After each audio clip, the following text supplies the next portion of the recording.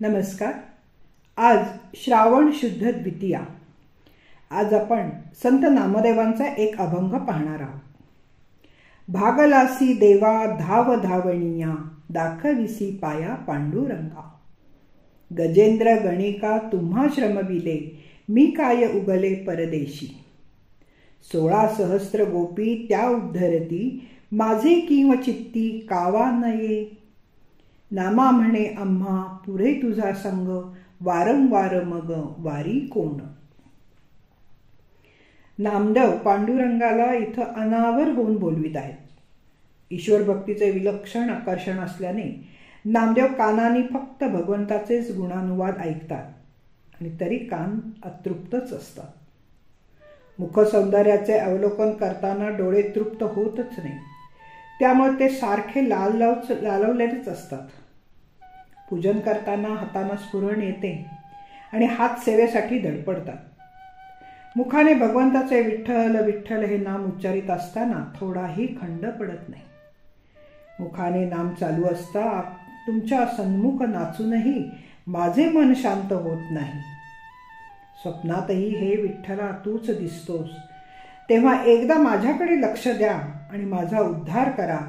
की मी तर ऐकले आहे की एकदा नाम घेतले, अगतिक होऊन तुला हाक मारली की तू येतोस आणि त्या अगतिक झालेल्या जीवाचा उद्धार करतोस. मग माझ्या इतक्या तन्मयतेने चाललेल्या नामस्मरणाची तुम्ही दखल का बरं घेत नाही. हे पंढरीनाथा देवराया, खरंच का हो भक्तांची कामं करता करता, त्यांच्या उद्धारार्थ धावपळ करता करता तुमची दमछाक झाली आहे. पण तुम्ही तर सर्व शक्तिमान प्रभू आहात. तेव्हा हे पांडुरंगा, माझ्यावर दया करण्यासाठी का होईना पण या आपल्या चरणांचे दर्शन मला घडवा. अहो, तळ्याच्या काठी नकराने पाय धरला म्हणून, त्या संकटातून वाचावे म्हणून एक कमळ पुष्प तुम्हाला वाहून गजेंद्राने तुम्हाला धावत यायला लावले. तसेच एका वेश्येनेही तुम्हाला श्रमविले. मग माझ्यासारख्या रात्रंदिवस तुमचा ध्यास घेऊन बसलेल्या भक्ताकडं तुमचं दुर्लक्ष का बरं. अगदी निराधार अवस्थेत परदेशात पडल्यासारखी माझी स्थिती झाली आहे.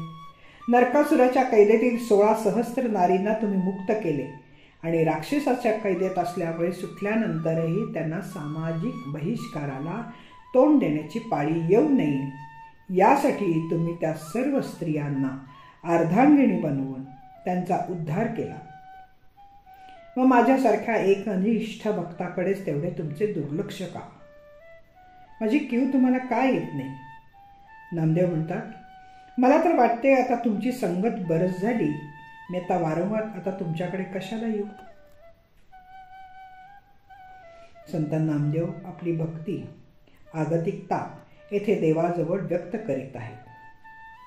तुमची संगत बस झाली म्हणणारे हे नामदेव आपल्या भक्तिभावाच्या भरोशावर ते भगवंताला हाका मारतातच, पण अन्य भक्ताच्या एका हाकेसरशी धावणारे भगवंत आपल्याकडे पाहतही नाही. केधवा भेटसी माझी या जीवलगा. पांडुरंगा मायबापा म्हणून भगवंताच्या दर्शनासाठी अत्यंतिक अधर झालेल्या या नामदेवांचे असे शब्द आपल्या मनाला चटका लावून जातात. सरळ साध्या सोप्या शब्दांनी नामदेवांचे विठ्ठलाला साथ घालणे आणि तो न आल्यावर नाराजी व्यक्त करणे हा त्यांचा स्वभाव आहे. आपल्या आवडत्या माणसांशी जसे वागतात तसेच नामदेव वागतात, बोलतात. ते ऐकून आजही आपले हृदय पाझरल्याशिवाय राहत नाही. सोपानदेव महाराज म्हणतात, गोविंद माधव हा जपू आमचा, नाही प्रपंचाचा आम्हा लेशू. धन्यवाद. मी पल्लवी कुलकर्णी. नमस्कार.